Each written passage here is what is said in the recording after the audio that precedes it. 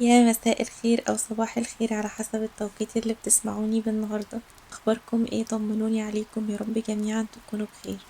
حاسة ان انا عندي كلام كتير النهاردة كده متلخبط ومش متظبط، بس ان شاء الله اتمنى انكم تفهموني يعني. علشان موضوعي النهاردة مهم جدا، ومن كتر ما هو مهم جدا انا عندي استعداد ان احنا كل مرة نقعد نتكلم فيه ونتكلم عن حبنا لنفسنا وعن ثقتنا في نفسنا، لاني بشوفها ان دي من اكتر الحاجات اللي مهمة لينا كبنات. فعلشان كده بقى لو جاهزة الفيديو النهاردة جهزي قهوتك او مشروبك المفضل، واقعدي في مكان هادي ومريح وتعالي نسمع سوا. احنا بطبعنا كبنات دايما بنحب نتشاف حلوين ونكون محبوبين، بس للأسف لو انتي ما عندكيش ثقة في نفسك انتي هتخسري حاجات كتير حلوة جدا في شخصيتك وفي نفسك. لأن من وجهة نظري الأنثى عبارة عن مجموعة طاقات كده متركبة مع بعض، فبيدوا طاقة مختلفة أو روح مختلفة لكل واحدة فينا. ممكن نسميها طاقة أو ممكن نسميها مشاعر أو صفات علشان تكون كده سهلة ومفهومة أكتر. أيا كان المسمى، المهم إن هي نقدر نقول كده عبارة عن شوية صفات حلوة متجمعة مع بعض، زي مثلا طاقة أو صفة الأنوثة أو حبك لنفسك أو مثلا ثقتك في نفسك. أنا بحب أسميها طاقة لأن هي حاجة مش متشافة بس بتتحس جدا، فبحب أقول إن هي طاقة. المهم أيا كان المسمى، النهاردة عايزة أركز معاكم على طاقة الثقة بالنفس، وإزاي نوصل للي قدامنا إن إحنا واثقين في نفسنا. وأصلا قبل ما نوصل للي قدامنا أنا عايزاكي تكوني عارفة إن الثقة بالنفس دي حاجة كده زي السحر، كأنك معاكي عصاية كده سحرية ممكن تحققلك أي حاجة انت عايزاها وتخليكي سعيدة، بس انتي مش عارفة قيمتها ومأهملاها ورمياها كده ومش مهتمة بيها، وبتقولي دي حتة عصاية يعني ملهاش أي 30 لازمة.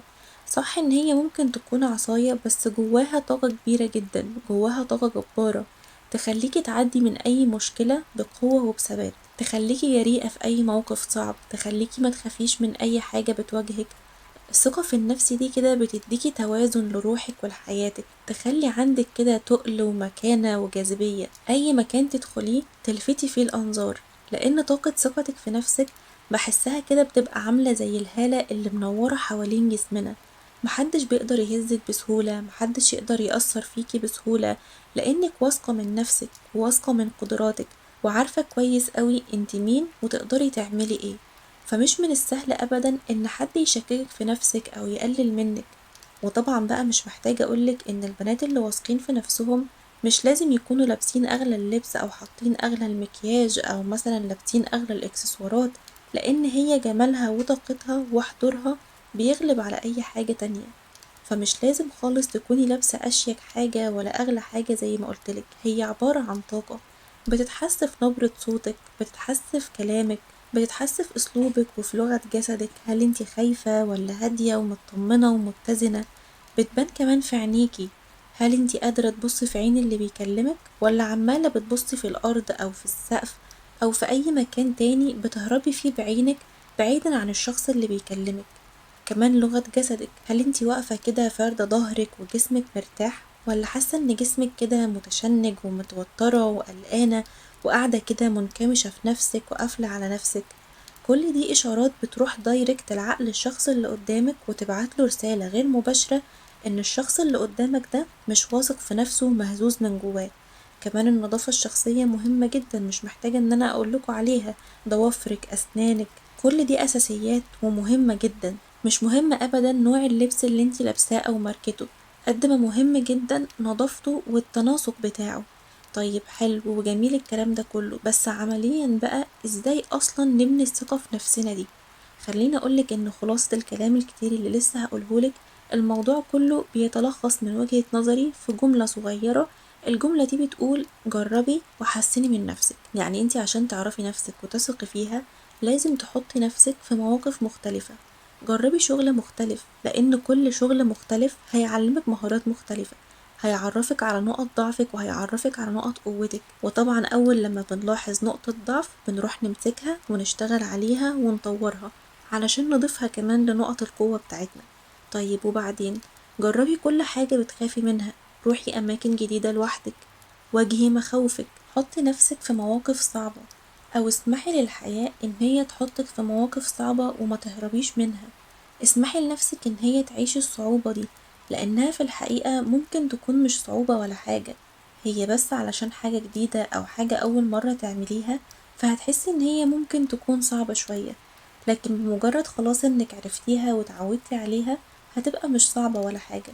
ولو رجعتي كده لنفسك هتلاقي إن في حاجات كتير قوي احنا زمان قلنا في بدايتها لأ مستحيل وعمري ما هقدر أعمل كده، بس مع الوقت لقينا نفسنا فعلا عملناها وبقينا كمان شاطرين فيها. وهي دي نفس الفكرة بالظبط. طيب خلاص احنا هنجرب وهنعافر وهنعمل حاجات جديدة، هل هنقعد على كده بقى وخلاص؟ أكيد لأ، هنطور بقى من نفسنا. يعني مثلا علشان تبان ثقتك في نفسك لازم هتهتمي بجسمك وهتهتمي بشكلك، فلازم هتعملي رياضة وتشتغلي على تقوية عضلات ظهرك علشان تبقى وقفتك مظبوطة وتبقي قاعدة كده ظهرك مشدود ومفرود. كمان لما تشتغلي على جسمك انتي اصلا هتحسي بالسعادة، لان شكلنا وجمالنا بيزود ثقتنا في نفسنا. بس كمان الشكل مش هو الاساس، الاساس دايما بيبدأ من جوانا. ثقتك في نفسك بتتبنى من جوه وبعدين بتطلع لبره، فلازم تطوري من نفسك من جوه الاول. كمان نطور مثلا كمان من مهارات التواصل عندنا، نطور من طريقة كلامنا مع الناس. لما تكوني لبقة كده وعندك معلومات في عقلك وقتها هتقدري تتكلمي في أي مكان وتلفتي الأنظار، وده هيزود كمان حبك لنفسك وثقتك في نفسك. كل بقى الكلام اللي فات ده كوم، واللي جاي بقى ده كوم تاني لوحده. وعايزة فعلا فعلا ثقتك في نفسك تبقى من حديد. عمرك في حياتك ما توعدي نفسك بحاجة وبعدين ما تنفذيش وعدك، لأن زي ما الثقة في النفس بتتبنى من جوه هي كمان بتتهد من جوه الأول. بتتهد جوانا لما مش بنحترم حدودنا مع نفسنا، لما بتحطي نفسك في مواقف وحشة، لما ما تديش لنفسك أهميتها واحترامها، لما تصغري من نفسك وتكبري من الناس اللي حواليكي، لما تبقي شايفة نفسك قليلة وشايفة أي حد تاني حواليكي هو كبير وفاهم وناجح، وانتي بالنسبة لك انتي مع نفسك لا انتي أقل حاجة. بل أي حد فعلا عايز يبني ثقته في نفسه مرة تانية خليكي عند وعودك. لما تقولي لنفسك احنا النهاردة هنعمل حاجة معينة يبقى مهما حصل احنا هنعمل الحاجة دي. زي مثلا لو وعدتي نفسك انك النهاردة هتصلي الفروض كلها في وقتها، يبقى اليوم ده فعلا مش هيعدي غير وانتي مصلياهم في وقتهم. لانك لما تعملي كده في نهاية اليوم هتلاقي ثقتك في نفسك زادت، احترامك لنفسك زاد، هتبقي خلاص كده عارفة ان انا مع نفسي مادام قلت ان انا هعمل حاجة يبقى فعلا هعملها. باختصار بقى الثقة في النفس دي بتيجي لما بنوعد نفسنا بحاجات وفعلا بنعملها، بتيجي من كل مرة عملنا حاجات صغيرة ونجحنا فيها، لا وكنا كمان واحنا بنعملها واثقين من جوانا ان احنا ان شاء الله هننجح فيها، حتى لو ما كانش في قدامك اي دليل يدل على نجاحك. بس هي كده طاقة وقوة داخلية بتحسيها مع الوقت وبتتبنى كمان مع الوقت من كتر التجارب ومن كتر الوفاء بالوعود مع نفسك والالتزام.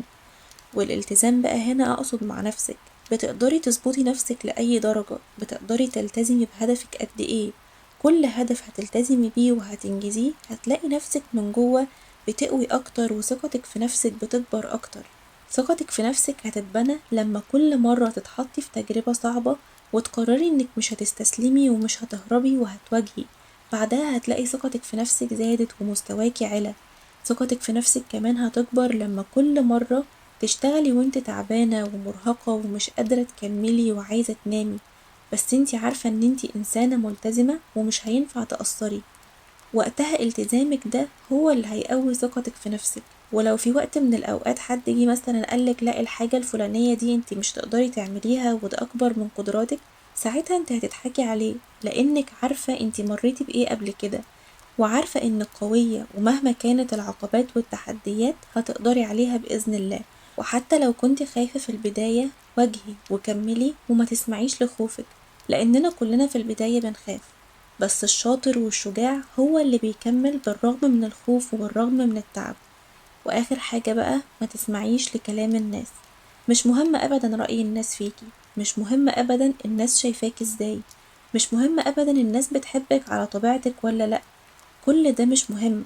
المهم هو انتي ركزي طول الوقت انك تحسني من نفسك، تطوري من نفسك، تكتري من مهاراتك، وصدقيني وقتها من غير ما تحسي هتلاقي ان الكل اصلا منبهر بيكي وعايز يعرف انت ازاي وصلتي للنجاح ده. وبس كده، ده كان فيديو النهاردة، يا رب تكونوا استفدتوا. ما تنسوش بقى لو عجبكم الفيديو تعملوا لايك وشير وسبسكرايب، واشوفكم على خير في فيديو جديد.